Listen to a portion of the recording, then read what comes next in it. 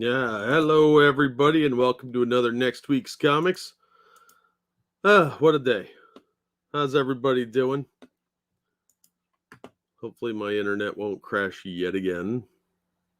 It appears to be lovely, lovely. Ah, come on, Chrome, fucking garbage. All right, give me a minute, guys. I'm trying to figure out what's going on here. Son of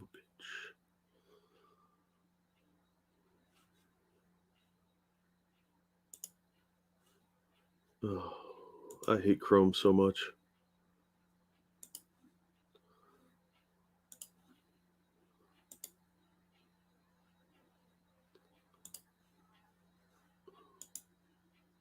Oh, swear words.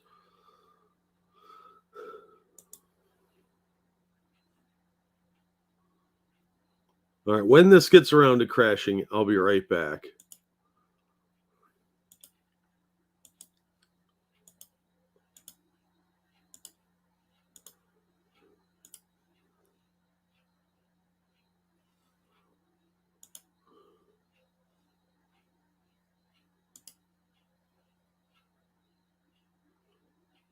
Oh, for fuck's sake.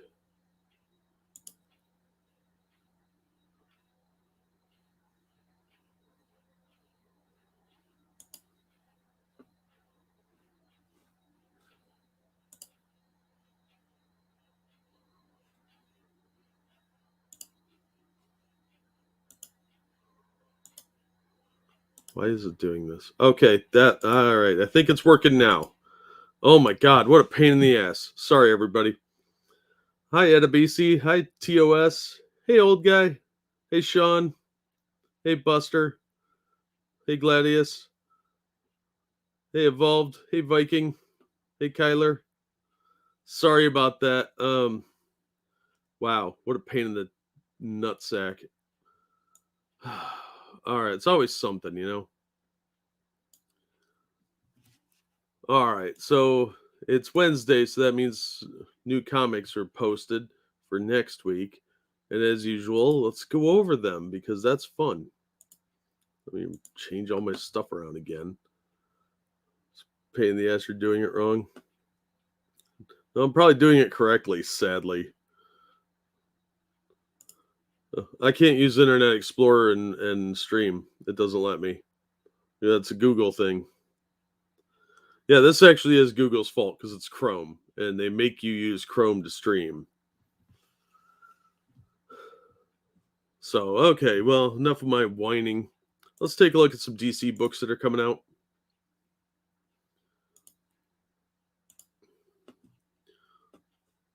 All right, for next week, we've got Batman 89. I will probably buy that. I did like the first issue. I haven't read the second one yet. It's sitting over here.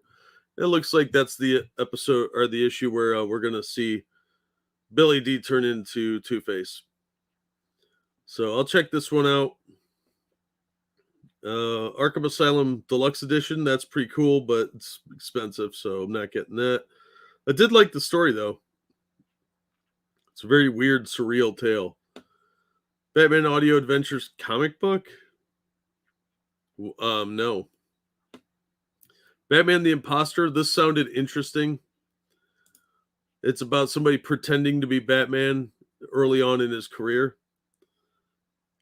It's written by Mattson Tomlin and art by Andrea Sorrento. I'm not sure who they are offhand, but it sounded interesting, so I'll probably pick up the first issue, check it out. There's a Long Halloween Deluxe Edition.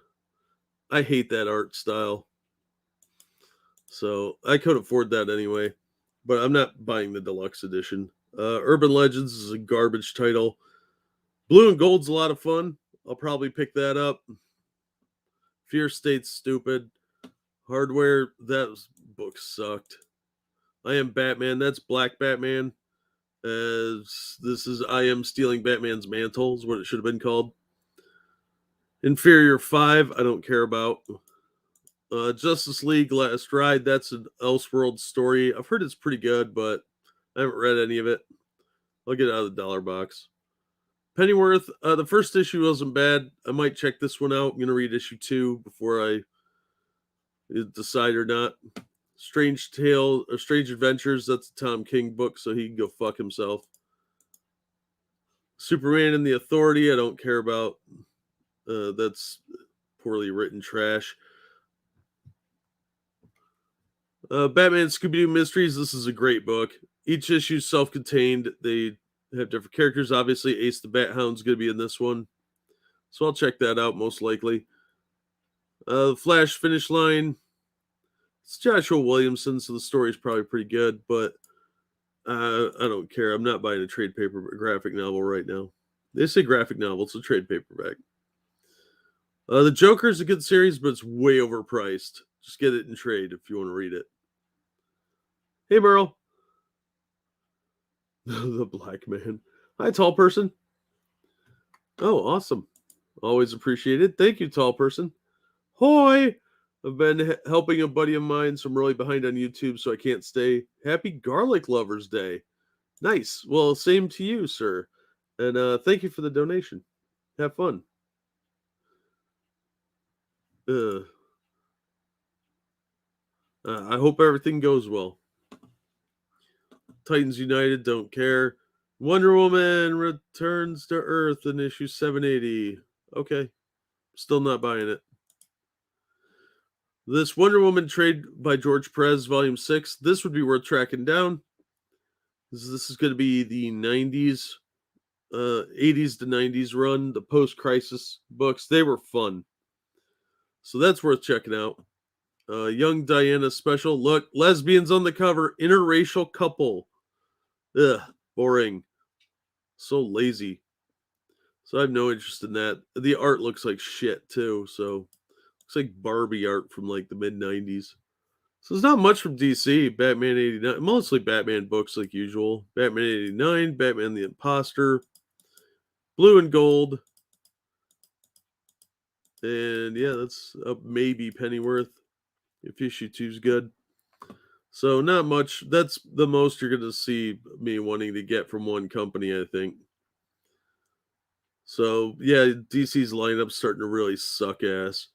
Especially with this Fear State and fake Batman. Which they're definitely leaning into that. It's going to be garbage. Hey, Monkey, how you doing, man? Hey, Camel. Why is my internet sucking? Now I got to redo all this.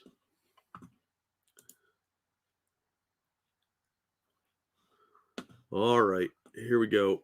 New releases. We've got Compass, garbage. Deep Beyond, interesting premise that turned into stupid crap. Department of Truth, stupid shit from psycho lefties. Helm Grayskull, fucking retarded. And I mean, like, full-on helmet wearing. Homesick Pilots, dumb. Jules Verne's Lighthouse, I've heard some good things about it, but I don't trust the source, so I'm not getting it. Maneater's the Cursed. If I want to hear about women's periods, I will talk to a woman about it. It's fucking dumb. It's like a bunch of TDS nonsense. It's not edgy. It never was, but it's hipster edgy. Hipsters think it's cool. Me, You Love in the Dark. Nope. Sounds stupid. Ordinary Gods. Dumb.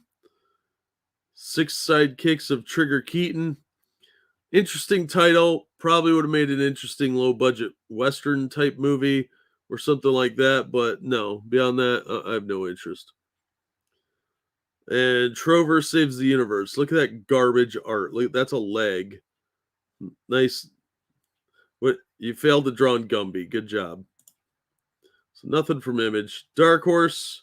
You got your Avatar omnibus for $25. Good deal. I'm not really into the Avatar comics. Black Hammer. Don't care. Dead Dog's Bite hardcover. No, thank you. Legend of Korra sucks, so I'm not buying that. Maze Book, shit art. No thanks. Nexus newspaper strips Goromondo. This is actually pretty cool. I would definitely pick this up. It's worth $30. It's the old newspaper strips for Nexus from Steve Rude and Mike Barron. Good times. I would definitely check that out. It's $30. Nexus is a cool character that just never got the appreciation. No One Left to Fight 2. Don't care. That's an Aubrey Sitterson book, I think. I don't give a fuck. Norse Mythology 2, issue 5. That series is still going on. I'm not that interested in it. Overwatch, Tracer, London Calling, don't care. Video game tie-ins are very hit and miss, and that one looks like a miss. Primordial, don't care. Secret Land, don't care. Umbrella Academy, overrated.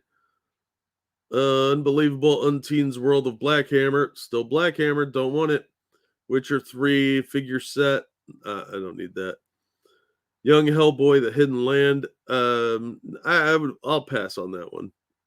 I'm sure it's fine, but I'll pass. So nothing from Dark Horse. IDW, Art of Rush Serving a Life Sentence. I don't even know what that sentence means, so I'll pass. My Little Pony, Friendship is Magic 102. An oversized adventure caps off over 100 issues of pony fun. Don't miss the thrilling conclusion of My Little Pony, Friendship is Magic comic. Why didn't they just make issue 100 mega thick, and then it would have been better? Instead, 102, what a weird spot to end on. So that's the last issue of My Little Pony, Friendship is Magic. So if you're a brony, that'll probably be up your alley. I've heard it's a well-written series, but I haven't read it. I'm sure it's fine for kids and adults, all ages. Same with Sonic. I've heard it's fine. Star Trek Mirror War. I am going to pick that up. That looked really cool. I've got the issue 0 next up on the stack, and it looked pretty cool. Hey, Twisted. How you doing, man? Hey, Nico. Why are there black Amazons? Are they supposed to be Greek? Well, you got to make them diverse. That was a 70s thing. Nubia's been around for a long time. It's sometimes better not to ask questions because the answers are dumb and they're going to annoy you. But it was an attempt to bring in black audiences to a Wonder Woman book. She was actually a pretty good character back in the 70s and 80s. You didn't see her too often, but Nubia was a pretty solid character in her own right, and then they made her just a walking stereotype. Personally, I would get the Avatar Last Airbender and core books, but I'm too poor. Oh boy, I hear that, dude. Seen some of the Avatar comics. They seem to have a loose relationship with the lore of the show. Yeah, I've heard that, but usually that's what happens. A lot of the stuff that comes out around the same time as the show goes in a different direction later, or they have a certain amount of latitude in the comics to kind of rewrite stuff. Oh, Metro Hospital sucks. Oh, I'm sorry, dude. Hang in there. Hope you're feeling okay. Yeah, that's what I've heard. Evolve the show is a lot more concise. That's one of the problems with modern comics, though, is they drag everything out so that it's decompressed to the point where it takes forever to get anything across, and you've forgotten half the plot points. 3 to 15 minutes. You should have more fake digital money. Oh, thank you, sir. Thank you, Oki. Much appreciated. Weird place to walk into the show. Jack talking about My Little Pony. I talk about all kinds of weird shit. You want to talk about Bigfoot next? Yeah, I don't have a problem with that. You should know that by now, BG. You've been around a while. You should know at any point you could walk into a chupacabra conversation. Bronies are people too, and a lot of them have copious amounts of cash to burn. Yeah, man, I'm not judging. I've seen way weirder shit than bronies. You want to do that? Do you? Just I'd rather not have it in public, but that's most things. Mostly because I don't like going out in public. So when I do, I want people to leave me alone and not be weird. Oh, a stream. Yeah, I do these every week. How you doing, Red Fun? My blood became acidic because of an infection. Oh my god. Oh my god, Aaron, I'm sorry. Hope you're okay. Do a cryptid stream on there. I might do that on my 40 Investigations channel. If you're not subscribed, consider doing so because I'm planning on doing some stuff with that channel at the beginning of the year.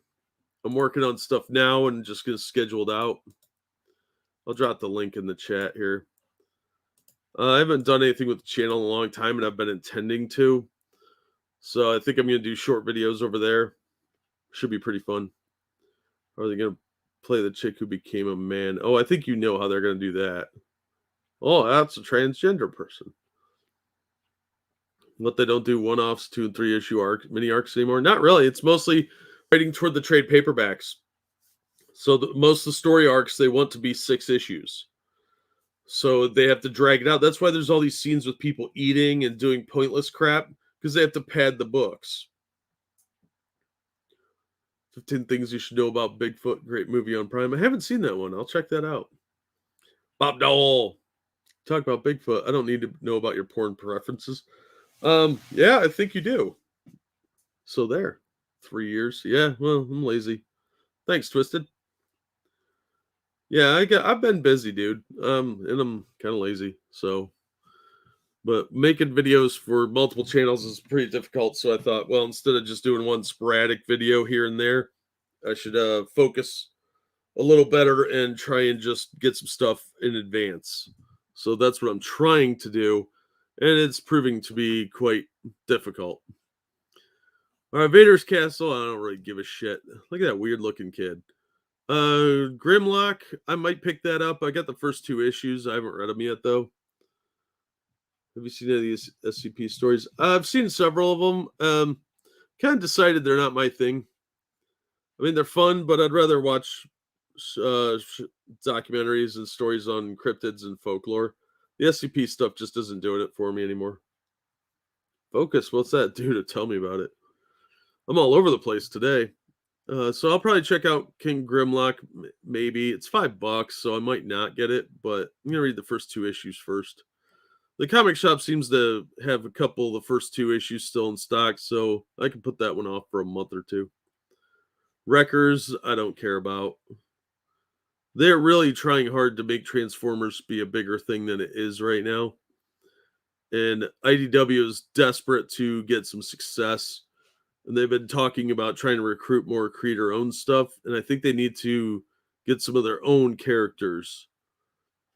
But they don't really have that many creative people that want to create something. They're taking properties that are already existing, like Star Trek and Transformers, and writing those characters. But they haven't really created anything of their own. And I think they need to do that.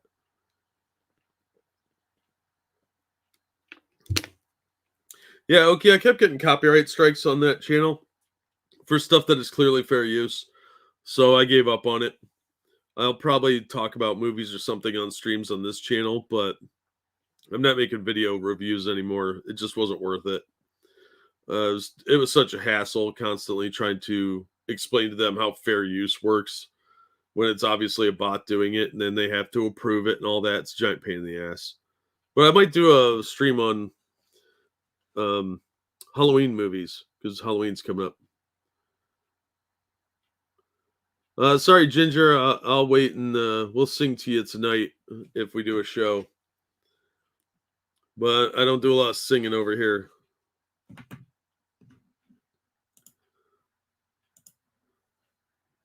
There you go. Gladius is singing.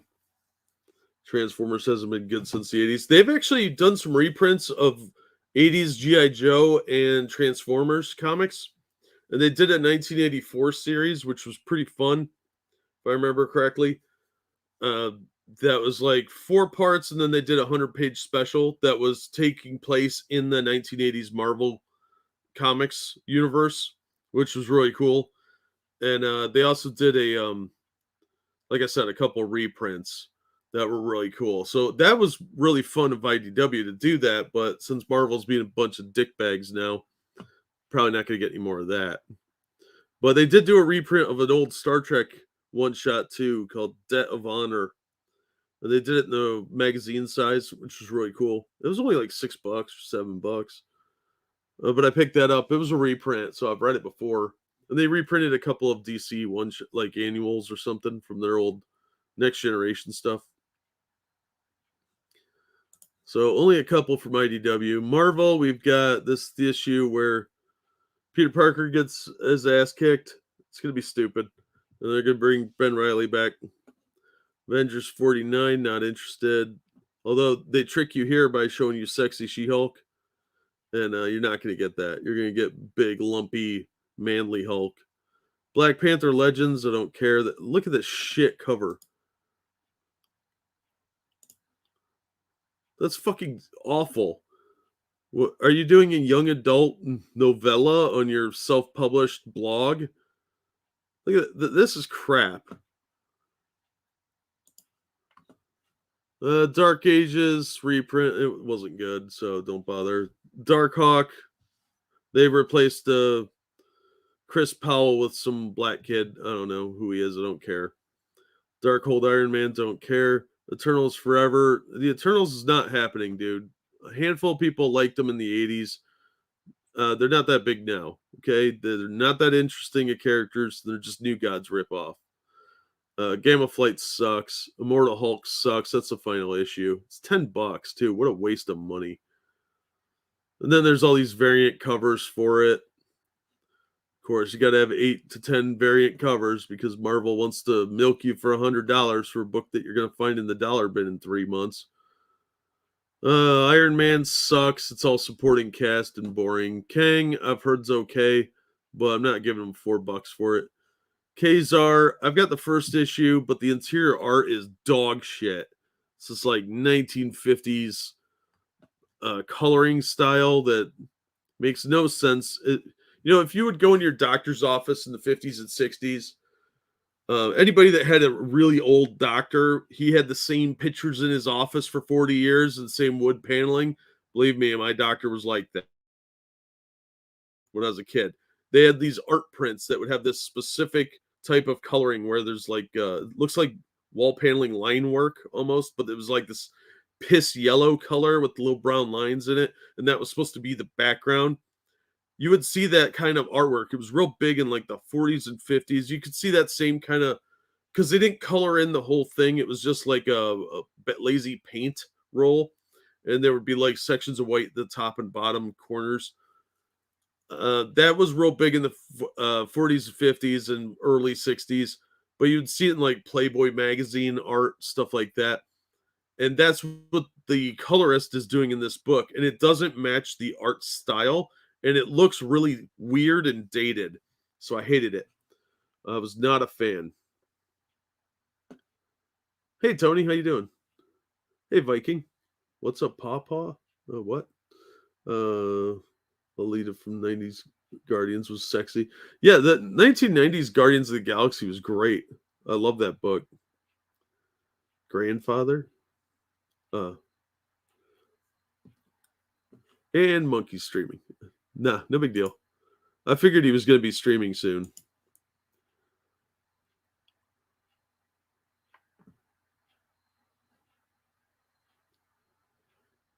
I'll get over there eventually. So I'm not going to recommend Kazar. The art was shit, no matter what the story is like. I flipped through it and I was like, well, that's $5 or $4 I regret spending. Miles Morales, Spider-Man, don't care. Moon Knight, garbage.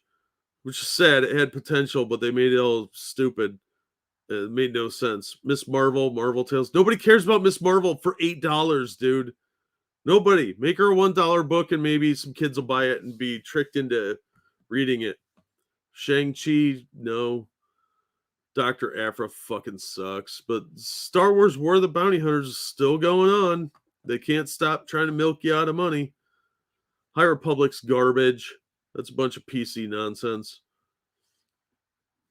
Spider-Man, Symbiote Spider-Man, I'm sure it's fine. Warhammer 40K sucks. These comics blow anyway. Marvel's doing a shit job on them. They're not very interesting, not very action-packed. It's a bunch of interpersonal stories that are boring. X-Force fucking sucks. X-Men are evil now, so fuck them.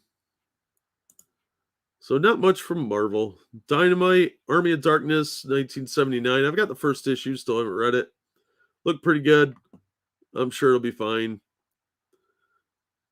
Let's see. Deja Thoris versus John Carter. I will pick up. I think I actually have that waiting for me at the comic shop, but I'm not paying the $50 one. I've got the regular version. I think that came out this week. James Bond. No. That they take every possible thing that could be cool about James Bond and then they make it stupid. It's really impressive, actually.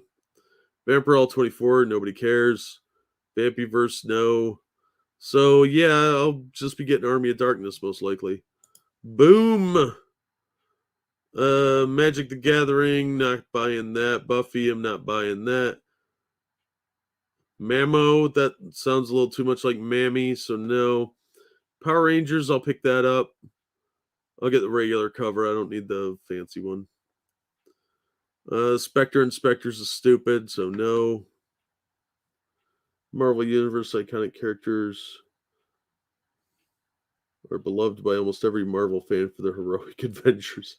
Huh. That's the first line in the article explaining why the comics are being canceled, right? It's moral relativism, BG. They don't really give a shit. There's no good or evil. They just see people as like misunderstood.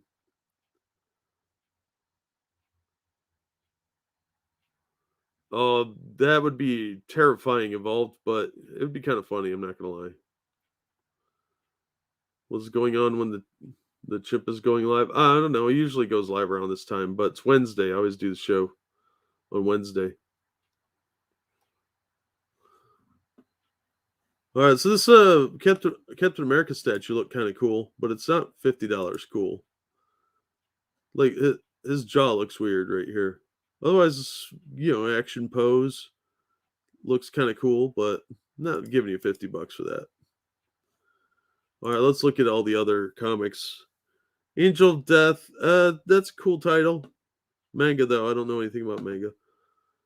Animorphs is making a comeback apparently. No thanks. There's a hardcover and a paperback, so Assassin's Creed, don't care. Asylum of Horrors, no thank you. I haven't seen a good Lago type character in popular media in decades. Yeah, it's not surprising. Every good character will be gray, and every hero will be the same androgynous. Yeah, dude, everybody's gay now. It's like a 6 or 8 inch statue, I think. I just saw it. Not scrolling back. I'm lazy. Baby sister's little sister or babysitter's little sister. That sounds like a fucking serial killer movie. Beyond the Furthest Star Century Edition variant, $30. No, I like American mythology, but they have to play the same game Dynamite does to make any money. This is what their bread and butter is, these variants, because speculators love that crap. Blacksmith, don't care. Blade Runner Origins, I'll pick that up. Broken Souls Ballad, no, I don't care. By the Grace of Gods, manga, don't know anything about it. Call of the Night, that sounds like horrors, and the cover kind of suggests that too. Curse of Venus limited edition, $125. See, that's how they stay in business. Case closed. Look, the art looks weird. No. Casual Fling, $10 trade. Like I always say about artists, rights, and artisans, just wait. Chicken Devil mask variant. I did order Chicken Devil #1, but it hasn't come in yet, and I haven't picked up my books to find out if it did. So, Chilling Adventures of Sabrina. I'm sure it's fine. The Archie books usually are. Cookie and Broccoli, I don't care. I hope that's a kid's book, otherwise it's just sad. Dead Legends trade paperback. The title's cool. I don't know anything about it though, so I'm gonna pass. Dead Box #2, don't care. Dynamic Forces sign crap. I don't give a fuck about any of that. Gin Hunter #3. I'm gonna check that out. I tried to get issues 1 and 2, but Black Box unfortunately it's very difficult to get their books in sometimes if you miss the initial order date. But I'm gonna try and get that. Yeah, okay, that was my thinking too. Paint those them as evil just shows how much of a hypocrite they are. Oh, absolutely, BG. Everybody's misunderstood except their enemies. Those are evil people. Did they bother to make Deja Thor's hot or is she manly? She actually looks pretty good, especially on the covers. They get this one chick that does cosplay that's pretty cute. little thicker than I like them, but not bad.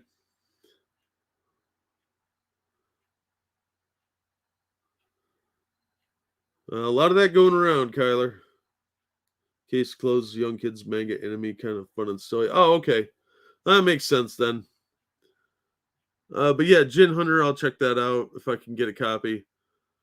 Doctor Who, these have been some of the Doctor Who stuff's not bad, some of it's trash. And this whole thing with turning the Master into Missy, it's fucking stupid. It's just lazy gender swap. Electric Black Dark Caravan, I don't care. Might be okay, I don't know. The cover's interesting. Engine Ward, I don't care. Etter One Shot, no, I don't care about you. Or Artisans. Black Mask God Killer, don't care. Gods of Brutality, I will definitely check this out. The first book was so much fun. I thought it was great. Bridgewater Triangle trade paperback. This was a fun miniseries. And $12.99 is actually cheaper than the single issues were because they were $6 a piece. There's 3 issues. Obviously, that would have cost you more.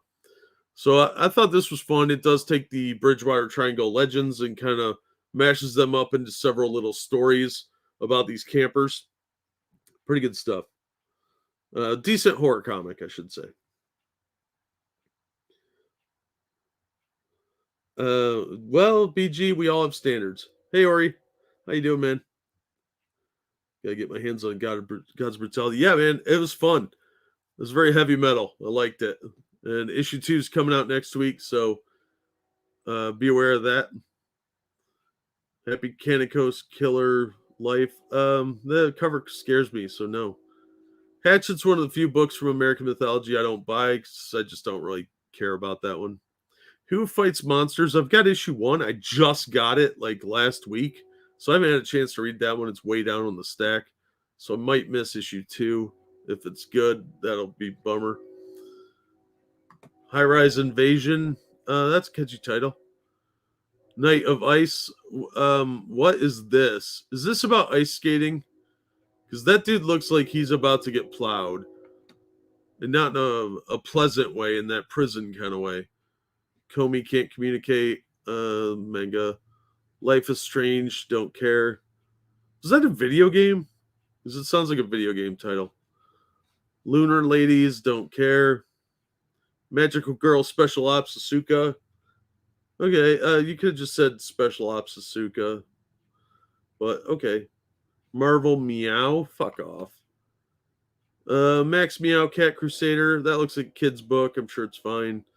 Midnight Sky. I read the first issue. It didn't impress me. Mooncakes Collected Edition. No. Gay manga. That says a lot right there. Yeah. They actually had a solid concept to Netflix at all yet. Artists, Rise and Artisans. No. They, as far as I know, they haven't had anything optioned. Just listening to an old monkey stream where Jack was talking about his laundry videos that got copyright claimed by Dr. Phil. Yeah, that was a pain in the ass. They were really cool about it though. They released it right away. It was just annoying. Ninjak the interior artist, dog shit on that. Like that is some of the worst art I've ever seen in my life. It was so fucking bad. Night Fisher, don't know what that is, don't care. Nightmare Before Christmas. I've never seen the whole movie, I don't think, so I don't care. Ninja Scouts. It's part of their Scoot imprint, which means there's only going to be one issue, and it's to get you to buy a graphic novel. So no, thank you. Otherworldly something. No, I'm good. Painted. I don't know what that is. Perfect World. Don't care. Pokemon Adventures. Not for me. Recidivist 4. Well, that is that a cover? What is? Fuck that. No. That looks like an album cover from an edgy 90s band. No. Requiem for the Rose King. No, thank you. Rick and Morty. No, like I said, the Rick and Morty stuff's fine. It's just not for me. Rise of the Jinn, #1. I will definitely check this out. This is by the guy that did the movies Underworld. And I like the Underworld movies. They're goofy fun. So I'll check that out. Salt Magic. Is that like a street name for roofies? Because that's the impression I got. Science Comics. Fuck off. $12 for a science comic. Go away. Used to get that shit free at Radio Shack. Second Coming is stupid. Shadow Man Classic Omnibus. That's right. We got an article on this, but they're re-releasing the original. So this is Shadow Man 0 through 24, Secret Life of Dr. Mirage number 5, Secret Weapons 1 and 2, and Dark Passages one shot from 94.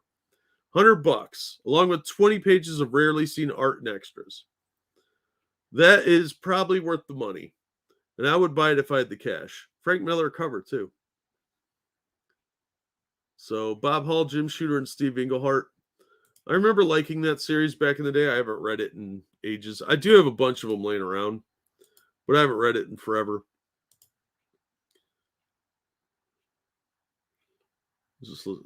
Yeah, my laundry gets a lot of views. It's very sexy laundry. What can I say? So they need money from the reprinting. Yeah, that Valiant is in really tough straits right now. I actually expect them to go out of business within the next 2 years. But this might actually help them because the older stuff is very popular. It had its beloved followers for ages. Like Exo Man of War, which in issue 1 you could get for like $6 to $10 now. It used to be a $200 book, and I knew a guy that paid $200 for it. The most expensive I ever saw it was, I think, $400.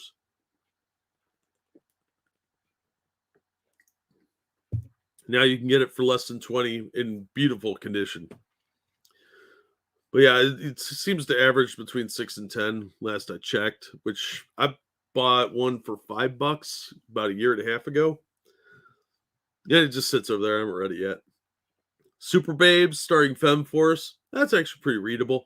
Femforce stuff is standard superhero fare, which sadly today makes it above average. Swimming the Valley of the Lost Song. That looks weird. Telepaths don't care because it's AWA. Otherwise, I might buy it. Thunder and Cluck. No. Toilet Bound. That sounds like porn. About some chick whose ass got glued to the toilet, so she's got to blow a bunch of dudes to get nail polish remover. I should direct porn. Too Tough to Die, an aging punk anthology. I'm good, thanks. Aging punks would be in like their 70s now. Anybody that claims they were a punk in the 90s is likely lying. They're either hardcore metalheads or they're full of shit. Laundry videos have a lot of commercial washing machine aficionados. A lot. I didn't know that was a thing. Also made me realize I don't know a lot about washing machines. Oh yeah, there's a weird subculture of laundry videos that I knew nothing about for like the first 2 years I was doing that channel. But hey, I don't judge. Hey, Random, how you doing? I came into porn. And weird washing machine laundromat people. ASMR and sleep. Yeah, that's what most people seem to watch it for. I know enough to get my washing done. That's good enough for me, right? Shockingly not porn. It's about a ghost bound to the restroom of a school. Oh, that's a little more interesting. I like my idea better though. So it's basically the Myrtle girl from the Harry Potter ones. Yeah, Ori, you're not wrong. Wasted Space. No, I'm good. Seems like that title would imply that the book is wasted. Wave, listen to me, manga, don't care. We don't kill spiders. Well, I'm not reading that. White, nope, that's fucking dumb. Witch Blood, that looks stupid. Wonder Cat, Kuyu Chan. I don't like the art style. It's a little too cartoony for me. Creepy bug eyes. Betty and Veronica, I'm sure it's fine. World of Darkness, Crimson Thaw. I might check that out. The Vampire the Masquerade book's pretty good, so I might check this one out. I probably won't, but I might. So that's it. There's not a lot this week that I'm really super interested in. A lot of maybes, but very few definites. I think the only one I'm actually really, really looking forward to is Gods of Brutality.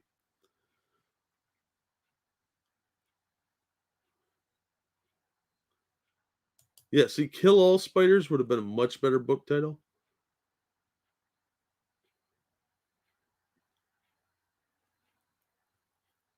Hey, Evil One, how you doing, man? All right, let's get into some news. There wasn't a lot this week as far as comics go, and there's also not a lot in the way of news.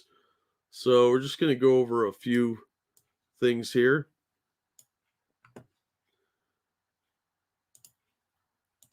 Oh, wrong button. Oh my God, what'd I do?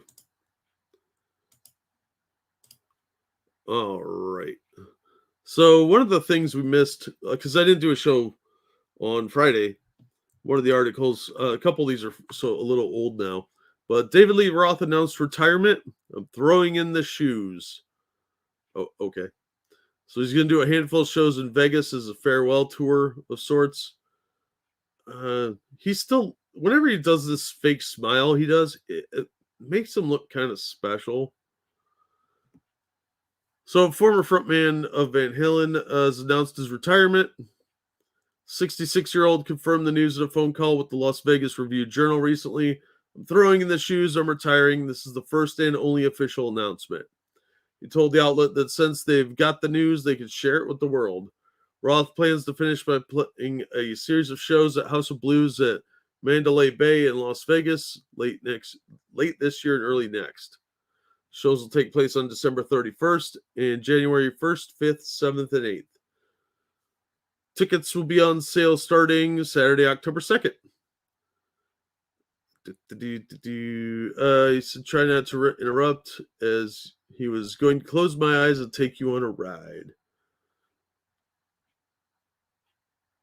So, yeah, that's kind of the big news there. Is he's only going to do a handful of shows left at the end of the year and very, very early next year, and then he's going to retire, which I didn't know he wasn't retired. I didn't know he was still doing stuff.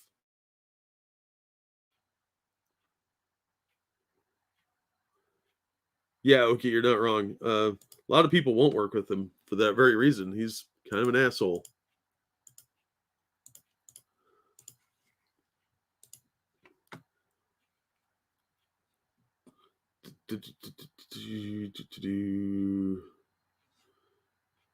All right, give me 1 second to find the next article.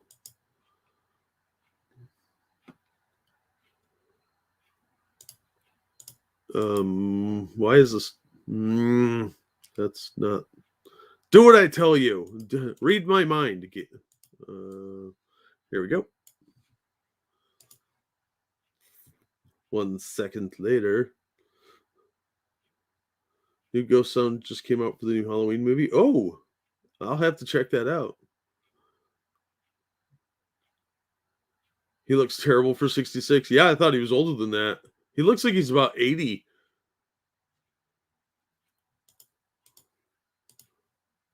All right, this one comes from comicbook.com. Star Wars The Mandalorian Black Series Artillery Trooper exclusive figure is on sale now.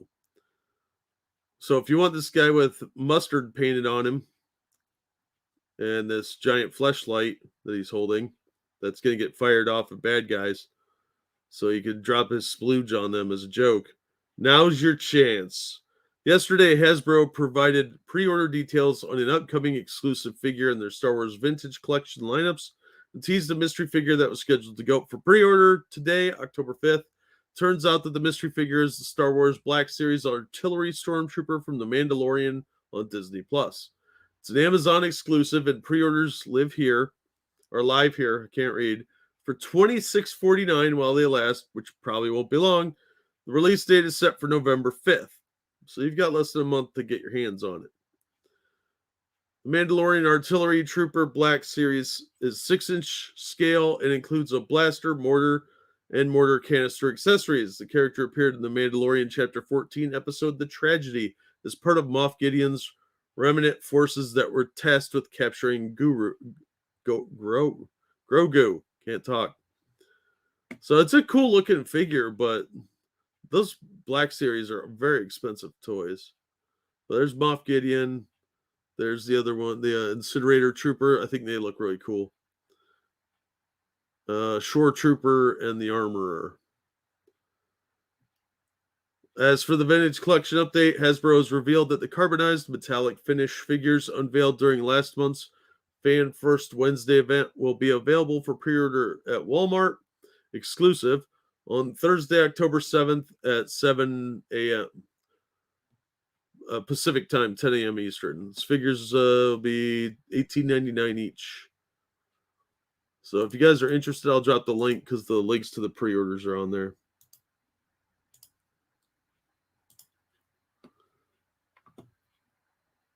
Yeah, BG, I think that's why that stupid smile appears on his face. He made himself retarded by doing like cheap drugs cut with like baby powder or something. One of series 2 of the Stormtroopers who captured Baby Yoda at the end of season 1. Oh, that'd be cool. That'd be a good playset.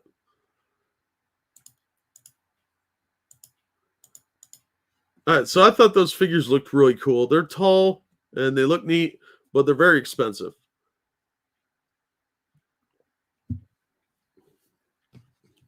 So, let's see what we got next here. Don't have a whole lot of articles today.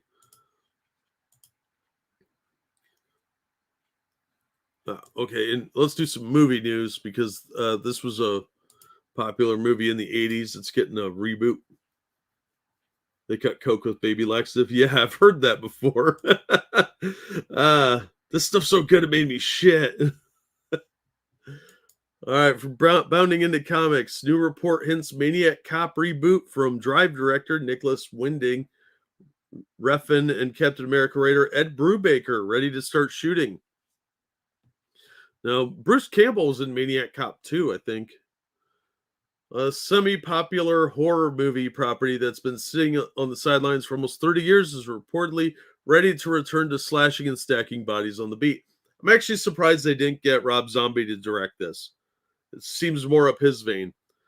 But the Maniac Cop series was popular. The semi-popular shit, no, it was very popular on home video. I might watch that for Halloween. A fan account on Twitter devoted to coming attractions by Drive and Neon Demon filmmaker Nicholas Winding Refn has found that Refn is skipping a film festival appearance in Europe to begin work on his next project, a retelling of the 1988 slasher film Maniac Cop. The article says the reason is following. Unfortunately, the coof affects his schedule, and now he's started shooting for his next feature film. Appears to be the remake of the 1988 Maniac Cop. The story comes from Swiss site and publication Daily Movies Magazine, which also says the local festival, the Lausanne Underground Film and Music Festival, is celebrating its 20th anniversary with a screening of another 1980s cult genre film, Liquid Sky. That one's okay. It's not as good as Maniac Cop, let's be real. Maniac Cop was a trilogy of films produced by indie schlock horror Uber producer Larry Cohen, who is best known for such titles as Q, The Winged Serpent, great movie, Chud 2 is better, but classic, It's Alive, and increasingly these days, The Stuff. The Stuff was about like killer yogurt. That was a classic. It was really fucking stupid. It was a kind of a knockoff Blob movie. But Q the Winged Serpent was awesome. And Richard Roundtree makes an appearance in that. And Chud, of course, both Chud films are fun. Second one I liked a little better, Bud the Chud. First film starred Bruce Campbell, that was the first one, and Tom Atkins, Night of the Creeps, classic. Halloween 3, Season of the Witch, I kind of hate that movie. Investigating a series of murders in New York that turn out to be the handiwork of the hulking Matt Cordell, Robert Zadar, a brain-damaged cop presumed dead now out for revenge against the system that betrayed him and sent him to jail. Robert Zadar is honestly better in Return to Frogland Town, but you do what you gotta do. It was followed by Maniac Cop and Maniac Cop 2, Badge of Silence. Bizarre but wildly entertaining installments that added Robert Davi as the ultimate hero of the series, Detective Sean McKinney. Robert Davi's a really underrated actor. He was one of the thugs in Goonies. He was the older brother, the one that wasn't all slothed up. Lead singer Sleeds. Yep. Hey, trucker, how you doing, man? At the end of the stuff, they hold the board members at gunpoint, make them eat the stuff, then say, "Now, tell me, are you eating it or is it eating you?" Yeah, I haven't seen that movie in ages, but Oh man, I'm a big B movie nerd, so kind of want to watch that again now. Released in 1990 and 1992, respectively, it was the last anyone heard of Officer Cordell until fairly recently, when around 2016 it was made official that Refn was eyeing an update to the franchise. That'll probably go over really well with the whole anti-police sentiment going on right now.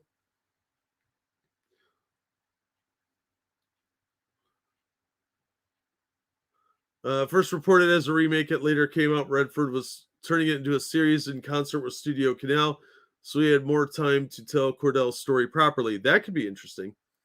To write the screenplay, he tapped a surprising but awesome choice in Captain America scribe and Winter Soldier co-creator, not really, Ed Brubaker, who partnered with Refn on the Amazon Prime show Too Old to Die Young.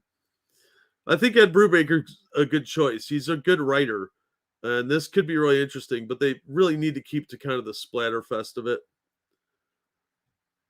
Above a straight remake, Refn has previously promised on social media his Maniac Cop will be a cocaine-fueled, neon-soaked, bubblegum-wrapped, mayhem-infused, speed-driven universe of thrill seekers who are consumed by the ever-present struggle of good versus evil, but evil is winning.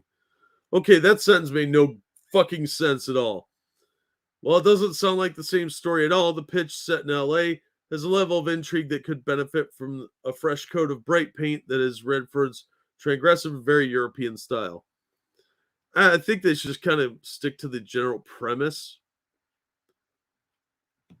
As strange as might seem, reports of a Maniac Cop remake go back to roughly 2008 when an indie filmmaker specializing in shorts and homages to famous film and comic book characters made two tributes to the original series. Boring, nobody cares. Yeah, that's kind of the gist of it. So yeah, they're trying to remake Maniac Cop. Could be really good. Hopefully it is. So keep your eyes open for that, movie fans. I'm hoping they make it a fun horror film and not just stupid, boring crap. It's got a deeper meaning. No, it doesn't. It's a horror film. Most of them don't. All right, let's stick with the entertainment theme here. This is from Bleeding Fool.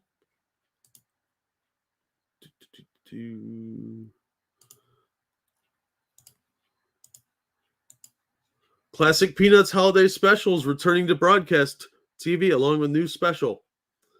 So they'd taken these off the air for a while, but looks like they're coming back. Oh, you can find out about your dying liver. When Apple TV secured the rights to Peanuts and its various iconic holiday specials, fans were disappointed to have to subscribe to another streaming service to watch these family-friendly staples, with the streamer confirming that it will once again be making It's the Great Pumpkin, Charlie Brown, a Charlie Brown Thanksgiving, and a Charlie Brown Christmas available through PBS. In addition to these iconic specials being broadcast on both PBS and PBS Kids this year, we will see the first new Peanuts holiday special in a decade, with For Auld Lang Syne debuting on Apple TV Plus in December. Comicbook.com reports that the Halloween special, It's a Great Pumpkin, Charlie Brown, will air on PBS and PBS Kids on Sunday, October 24th at 7:30. Charlie Brown Thanksgiving will be on those same channels Sunday, November 21st at 7:30 p.m. Eastern. Charlie Brown Christmas will be on them on Sunday, December 19th at 7:30 Eastern. The first new one comes from Apple's expanded partnership with WildBrain and will premiere globally on Friday the 10th on Apple TV Plus. And the special Peanuts gang experiences a disappointing Christmas because Grandma can't visit. Lucy resolves to throw herself the best New Year's party ever, while Charlie Brown struggles to accomplish just one of his resolutions before the clock strikes 12. Resolutions are overrated. Oh, absolutely, Viking. Physical media. That's exactly why you should have physical media, because they're going to make all this stuff behind a paywall. And I think the only reason they're putting these on PBS is because they got this deal with Wild Brain or whatever it's called. And they realized that they lost a lot of revenue because not that many people are subscribed to their stupid service.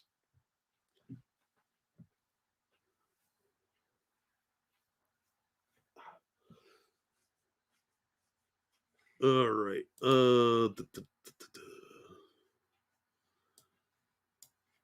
Next up, we'll go over to ICV2.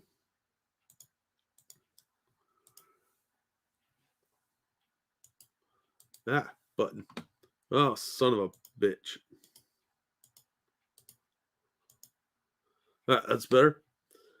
Asmodee will release the definitive edition of the classic Kingsburg into U.S. retail under the Giochi Unity banner.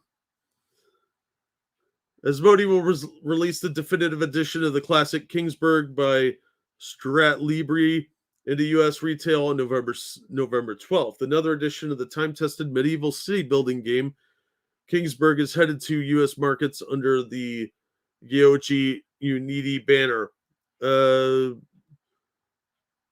Kingsburg came to the U.S. under Elfenworks in 2007, and then later moved on to Fantasy Flight Games when they acquired Strat Libre. In 2017, new edition was released under the Z-Man brand. Kingsburg returns. This new edition of Kingsburg is the definitive edition. Will include all the expansions as well as an unpublished scenario. The game is for 2 to 5 players. They just 10 it up and plays in 120 minutes. It'll cost $60. So I remember I played this a couple times. I thought it was pretty good. So if you guys are interested in this, it's going to be out in November. So put it on your Christmas list.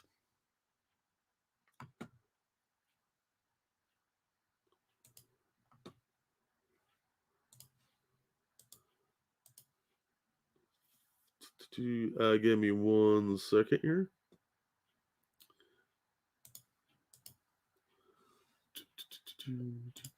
Buttons are hard. I don't know why I can't do stuff sometimes.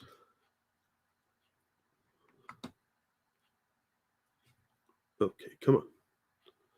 You can do it, computer. You can do it, I promise.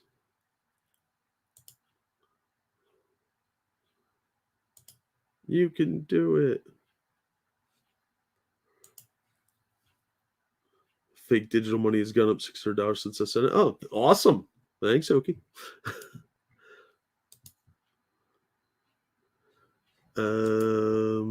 Okay. Here's the other ICV2 article. Long wait for something slightly more disappointing. WizKids announces another gargantuan $400 D&D Icons of the Realm figure. This is a Tarrasque. And yeah, we're going to look at the gallery because this is going to be awesome. It's a gargantuan monstrosity with 33 D20 plus 330 hit points and legendary resistance, allowing it to brush off saving throws. The monster also has a tough outer carapace that allows it to reflect magic missiles. This figure stands 11 inches tall and will be about 15.5 inches wide, making it about the size of a Shih Tzu or a Maltese dog. The gigantic figure will be $400. So if you want a Maltese, it's going to hump this thing, and you're going to have spent $400 on a fleshlight for your dog. So looks pretty fucking badass, but not $400 badass.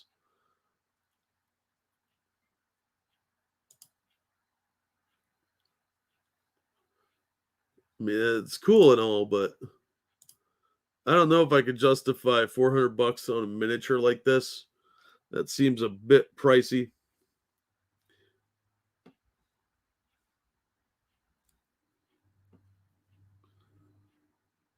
Buttons and old people don't mix. Yeah, tell me about it. So I think this looks really cool, but yeah, $400. I mean, it's pretty awesome. But what are you going to use this like twice? How often are your characters going to fight a Tarrasque? Or just get a big poodle? Yeah, Evil One, you're not wrong. Just get a big poodle. Sorry, Viking.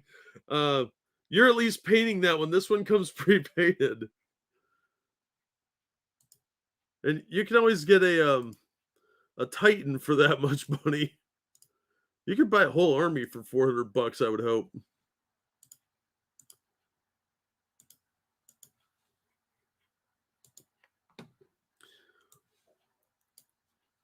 All right. Speaking of comics, though, hi Angela. 3D print for cheap. Yeah, that's usually what ends up happening with this stuff is people end up getting the schematics or the measurements and just 3D printing one. Or they find a knockoff one. All right, from Screen Rant. Milestone announces first collection of Static, Icon, and more. These are the 1990s versions. Milestone Media has announced the publisher's first compendium of titles originally released through the 90s, including Static, Icon, Hardware, and more. The imprint from DC Comics has been most known for its electrifying teenage superheroes as the entire universe of thrilling stories. More than 20 years ago, comic fans were introduced to Virgil Hawkins, Rachel Irvin, Augustus Freeman IV, and Curtis Metcalf, among others. Yeah, black people. Yeah, we got it. Next year, Milestone will release Milestone Compendium 1, collecting the initial runs of Static, Hardware, Icon, Blood Syndicate, and Zombie. Fans will finally be able to return to the stories written by the founding creative team who pioneered the Dakotaverse, including the late Dwayne McDuffie, the late Robert Washington III, Ivan Velez Jr., and John Rossum, among others. Original series artists who created the look for iconic heroes such as Static and Rocket include Dennis Cowens, the late John Paul Leon, and M.D. Bright. Compendium 1 will feature Blood Syndicate 1 through 12, Hardware 1 through 12, Icon 1 through 10, and Static 1 through 8, and Zombie 0 through 11, along with Shadow Cabinet 0. The reason they're doing this is the Shadow Cabinet crossover happened right at the end of these issues. So they can have the Shadow Cabinet books in Compendium 2, and it all ties in. The collection cover, illustrated by original Milestone team members Dennis Cowens, has been revealed as below. That looks pretty good, actually. Now, these books were way better and way less divisive than the new stuff. The new stuff is, well, it's kind of racist. And it's very anti-police. It's only $60, though. That's actually not a bad price for what you're getting. 1,300 pages. It's going to be soft cover, though. That's disappointing. Coinciding with the recent Milestone reboots, there have been many new readers curious about how the Dakotaverse began. With the remixed Milestone, some fans might not be aware of altered story elements. Yeah, it's pretty obvious. Across the leading cast of superheroes, some changes have only been made for the original titles from the 90s more endearing, as they archive the character's inception, whereas Static Season 1 follows a version of the Big Bang which took place in a Black Lives Matter peaceful protest. Nah, it really wasn't. The same sequence of events played out in the midst of gang violence in Static. So, yeah, this is the original version. So, if you were fans of the original Milestone, keep an eye out for this. It's coming out February 1st, 2022 for $60. Yeah, Random, you're not wrong. Who got high and thought that was bad fan? Everything's bad fan fiction now, dude. Everything. It's really pathetically sad.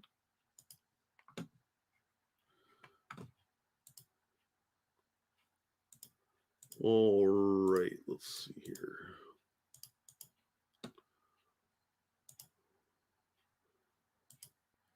I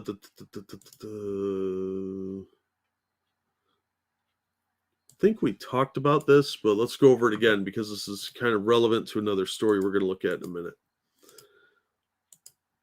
Hey, Pete, how you doing, man?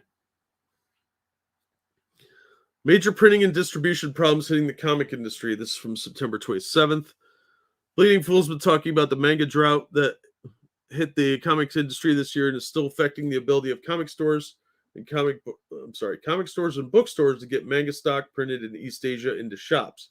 As demand for comic books of all descriptions have increased over the pandemic, unfortunately, the ability to print and distribute comics has been hampered.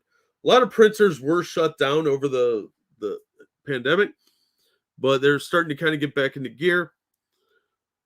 Bleeding Cool understands that many comic publishers have received calls stating they cannot print new collections, large format books, and special items this year. There's a lot of stuff that's out of print right now because of this, especially graphics and trades. That the numbers being requested to be printed need to be reduced and release dates need to be pushed back even further. One publisher told Bleeding Cool they felt like they are a month or so from such restrictions having an impact on Saddle Stitch books, Standard Comics or Staples. Bleeding Cool is also being told that the printing plants that have never printed comics before are being roped in to help. Indeed, we hear this morning that several publishers were told that books that were meant to be printed this week just lost their press time. That's been going on for a while now. They've been moving stuff back. That Blue Beetle book was supposed to come out 2 weeks ago. So the one that's coming out next Wednesday was supposed to be out 2 weeks ago. Expect more delays to be announced. One publisher told Bleeding Cool the collections that were taking weeks longer than usual, and all their hardcovers have been pushed till next year. Another told us there are definitely supply chain issues across the publishing industry, that the North American printing is largely being impacted by paper and labor shortages. And overseas, primarily Asia is being impacted by shipping and port delays. There's still port delays. A lot of toys aren't going to be here in time for Christmas. However, all this is being exacerbated by increased demand, which is often spiking right before the order goes to print, making it harder to forecast what the market and consumers are going to need. So we heard about this about a month ago, I think, that there might be delays, and it's come to pass. So Bad Idea Comics, they do strictly to people that are on their subscriber list at comic shops, and that's all they do. But they're getting pushed back. Monster Kill Squad 2 through 4 release dates are moving back. Here's some books that are being moved, like Books of Magic Omnibus being moved from October 19th to January 11th. Batman No Man's Land got moved from November 23rd to January 11th. So a lot of these delays are happening, so don't be surprised by this, but this also does impact something else. Head order on a print novel from Minnesota. It's the only copy I could get for reasonable price. Oh yeah, everywhere is getting hit with this. Oh, I'm doing good, Pete. Thanks for asking. So these delays are being compounded by a real big problem that Marvel is having. Because Marvel's new distribution, first week fraught with missing and damaged comics. So when you order books, right now to get Marvel comics, you have to order directly from Penguin. And they didn't bother to set up an infrastructure for handling comics. They built a warehouse to house everything in, and they have like some sales reps, but they don't really seem to know what they're doing. But they didn't set up like a shipping department. So a lot of the stuff that's getting damaged because of poor packaging, and I have seen there's some videos on YouTube of this. It's fucking atrocious.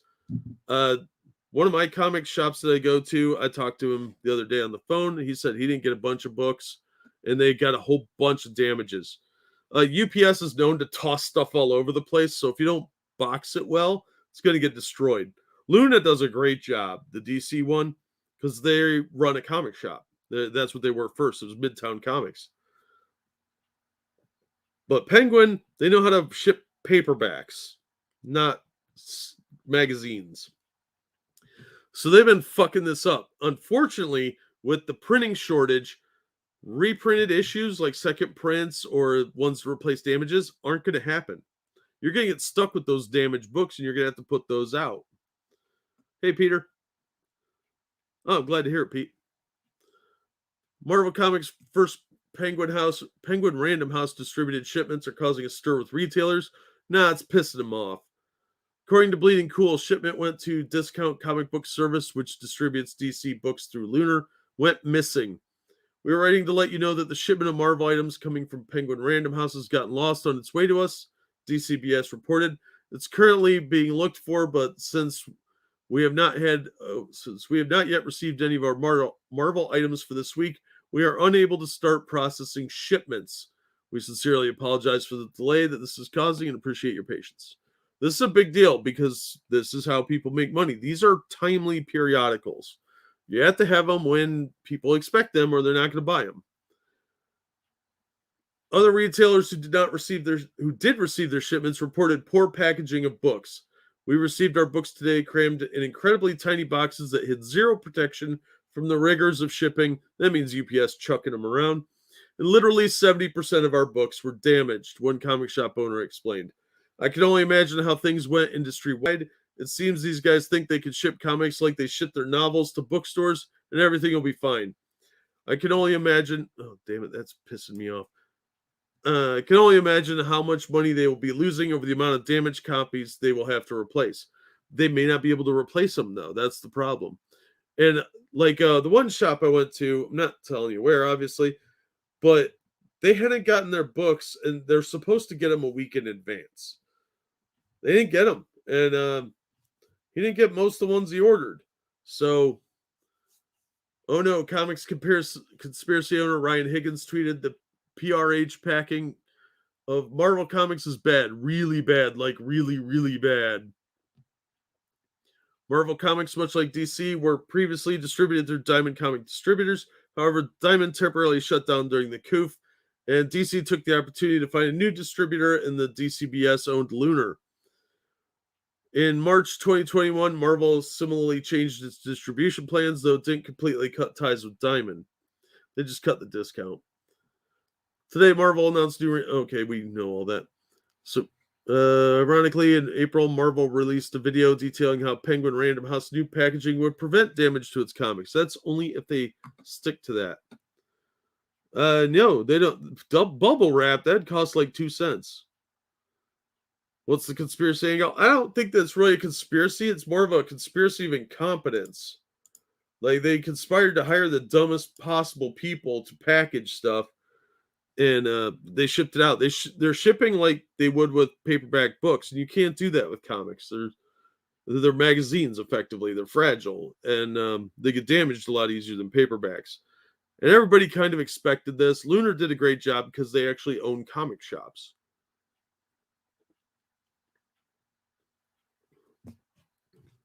So that was stupid.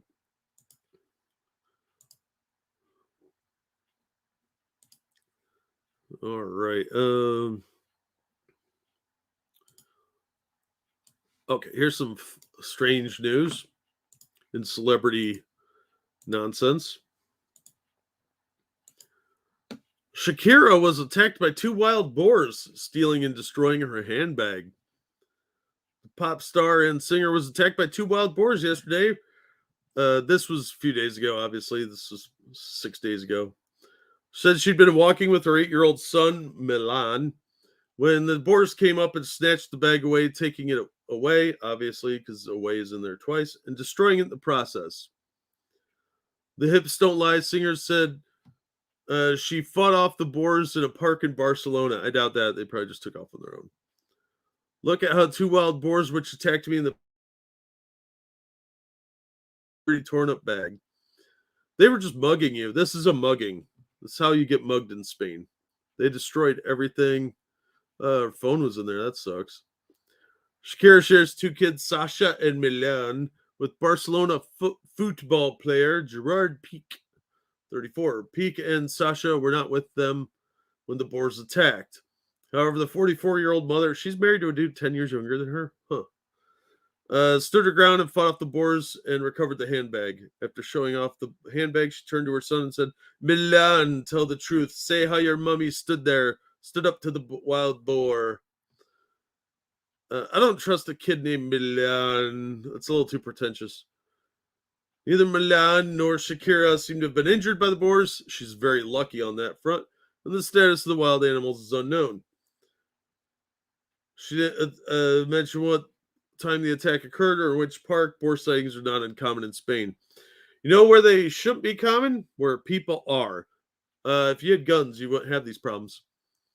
According to a report from The Guardian, police received 1,187 phone calls from people regarding trouble with boars in 2016. So there's a wild boar problem over in Spain. So no thank you, Barcelona. But I'm glad her and her kids are okay.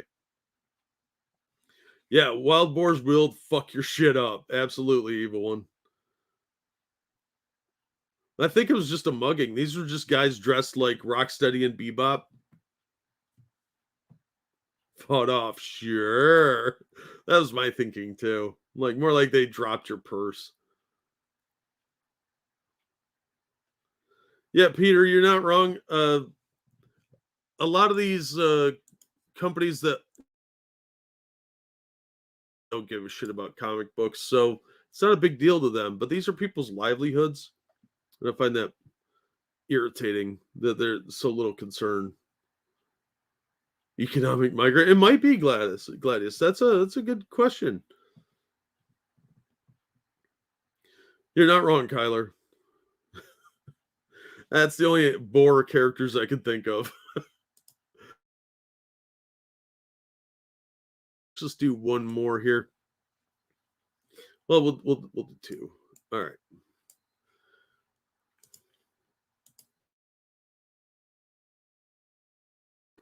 All right. So I don't remember if I mentioned.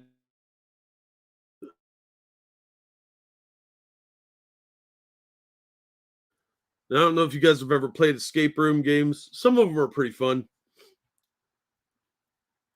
Oh, dude, I haven't seen that movie in ages. Razorback. So a Goonies escape room game could be pretty cool. Become a member of the Goonies squad in an escape room game inspired by the original film, created by the co-designer behind Junka Art, Jay somebody or other, and some dude whose name I'm not even trying. Titled Goonies: The Escape with One-Eyed Will's Rich Stuff, a coded chronicles game. The upcoming board game sees players solving puzzles and experiencing many of the iconic moments from the film it's based on. Players take the roles of Mikey, Brand, Mouth, Data, Andy, Chunk, Sloth, and Sloth as they Stephanie. They forgot a comma. I was like, Andy Steph. Who the fuck is Andy Steph? As they embark on an adventure to find the treasure of the aforementioned One-Eyed Willie. Along the way, the players will encounter many dangers and obstacles that they must overcome in order to reach the remains of the Inferno and claim their prize. The art kind of sucks. Each of the different members of the Goonies have their own unique skills, which players will need to utilize at various points to progress in the narrative. As every new clue is decoded, the players will gain answers they need to get closer and closer to the hidden treasure. However, the players will also have to be aware of the Fratelli's gang and avoid being led astray by their antics. When's it coming out? $30, November 4th. Or 22 pounds for the Brits. So it could be fun. A lot of these escape room games are pretty good, and the company making this, Junk Art, is pretty well known. So it could be interesting. I thought I'd pass that along. I couldn't remember if we covered it last week or not. Yeah, I like the concept too, Ori. This does fit well with. Oh, hey, Buck. This does fit well with Buck and with the general concept of the escape room games, just because of the premise, puzzle solving, things like that. I think this could be a lot of fun. A good group game. 1 to 99 players. I think it's more like you'll want 2 to 5.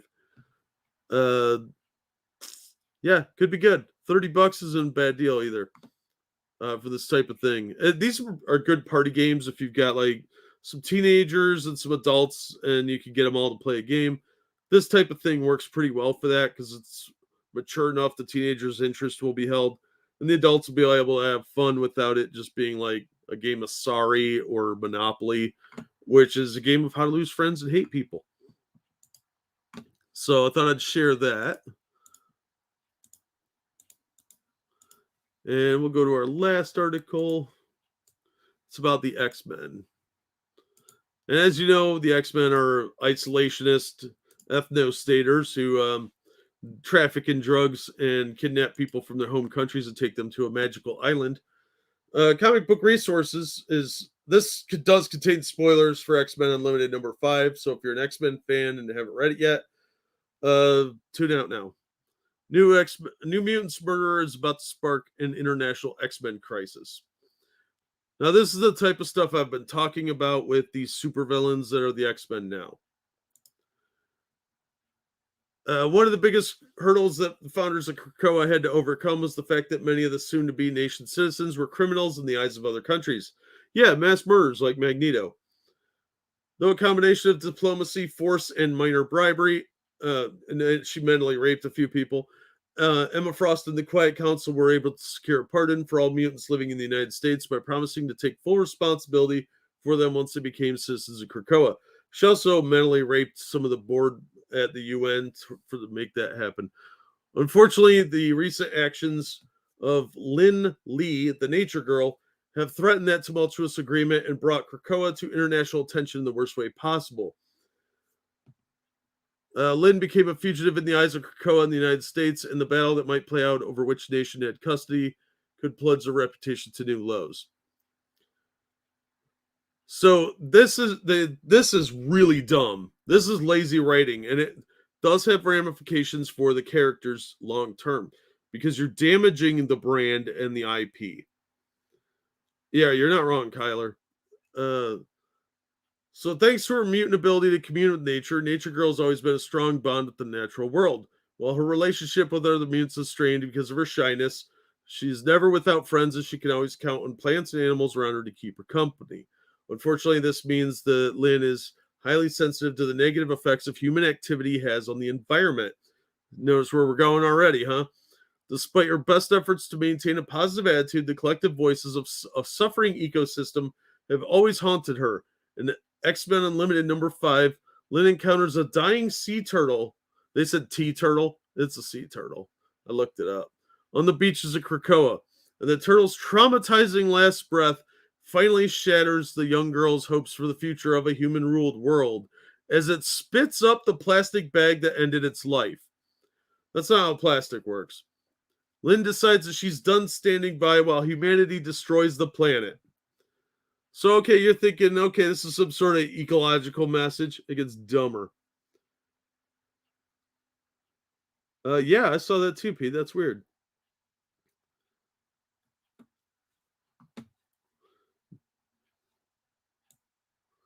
When Nature Girl arrives at the Las Vegas convenience store, Las Vegas is not near the ocean.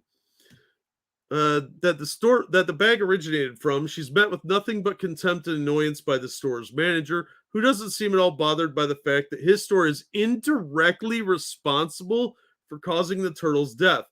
Okay, the convenience store has no control on what customers do with its plastic bags. That's fucking stupid.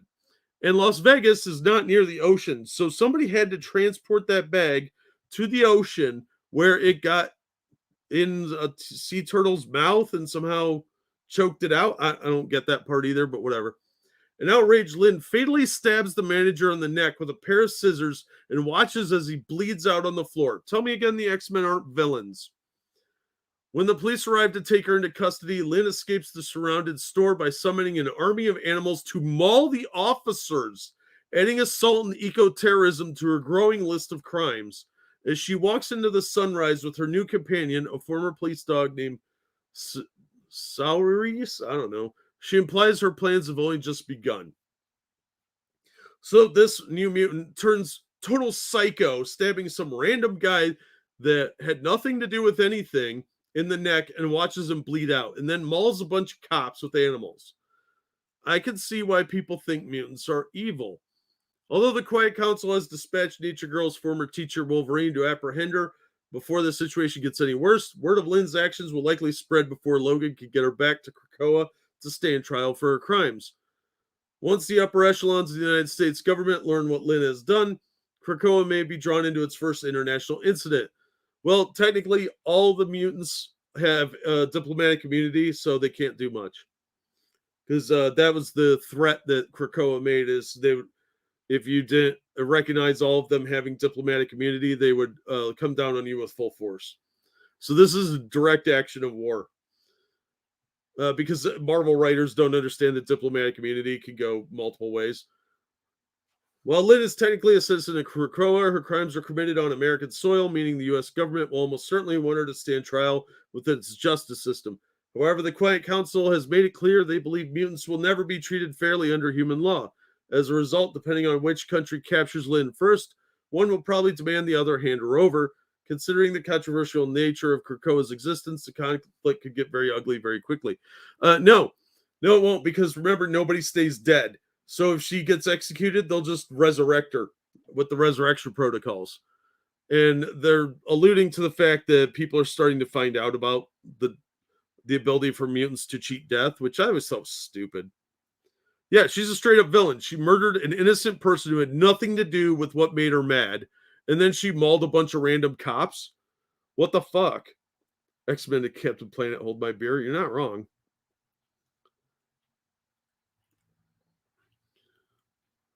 This is the best review.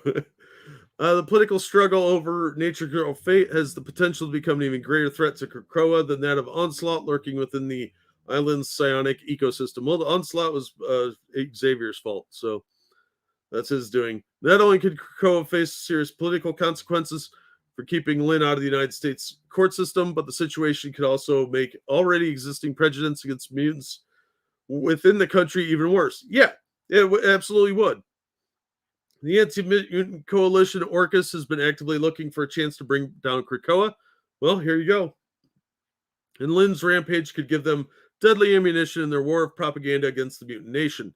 Even those that have been longtime allies of mutants, such as the Fantastic Four, have been put off by Krakoa's militant stance on mutant rights and could find themselves drawn into the conflict that the government calls on them for assistance.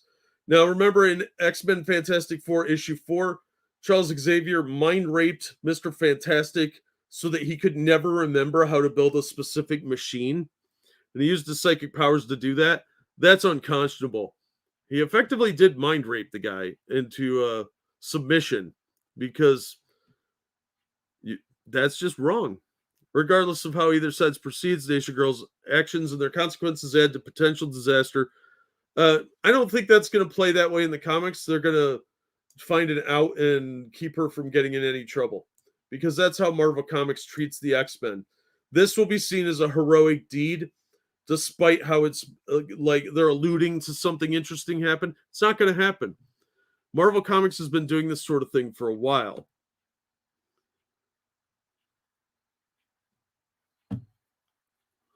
Totally ignores that these products will be produced in the West. There will be less population making them. Yeah, most environmentalists don't understand that we are not the biggest polluters. China and India are the biggest polluters. Most of that entire big floating island thing of trash, it's almost all Chinese. They just dump shit in the ocean because they don't have an EPA.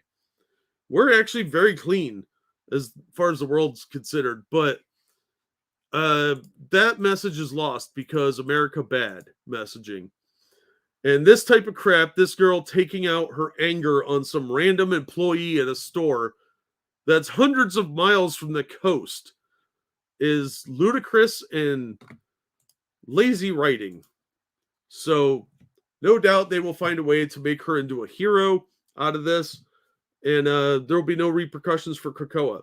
This would be considered an act of war because mutants are effectively walking weapons of mass destruction. She just attacked a random person, murdered him, and then mauled a bunch of responding police officers. And they've done stuff like this before. The thing I mentioned with Reed Richards, the fact that Sabretooth killed somebody and was taken away to Krakoa, and they were just like, nope, you're not going to touch him. He's ours. Fuck off. He'll face justice with us. Yeah, right. So there's no real good way for them to get themselves out of this corner they've written themselves into. There would be a lot of anti-mutant hatred and distrust, especially because they've been extorting everyone with these powerful medical plants that you can only get if you fall in line with them. And they created these archways everywhere so they could come and go as they please. They also claim they own space now, by the way. If you didn't know, they terraformed Mars and said, well, since we did that, we're in charge of this solar system. It's mutant territory now. So Storm is the queen of space. The queen, a dictator. Yes. I don't think the Marvel writers really thought this stuff through, but they see it through a very narrow ideological lens. They don't see how the average person would find this as incredibly authoritarian. 1/3 of the smog over LA is from China. I think it's half, actually, but yeah, it is. Ford and trucks of peace. Right? Most environmentalists don't understand the environment, let alone the biggest polluters. Yeah, they don't do the research. They listen to like natural news and shit like that. Yeah, you're not wrong, Evil One. All right, well, that was all I had today. Kind of a shorter stream than usual, but didn't have a lot. I'm gonna have some more articles on Friday, obviously. So be sure and stop in for that. We're gonna talk about the Venom movie and a bunch of other stuff. But I think we're gonna wrap it up here. I really need to pee, so that seems like a good reason. as any. The Queen of Space and Better Powers work great up there. Apparently, they work weird on Mars. I don't know. It was stupid. They've really gotten away from telling interesting stories and telling authoritarian power fantasies, and that's really what uh, X-Men have become, is some sort of weird left-wing authoritarian power fantasy where it's about getting revenge and crushing others instead of being interesting. All right, well, thank you everybody for coming out and watching the show. I greatly appreciate it. Uh, yeah, thanks for stopping out, TOS. And thank you, Oki and Tall Person, for the donations. It's much appreciated. And hopefully we'll see you all on the next one. Have a good night, everybody.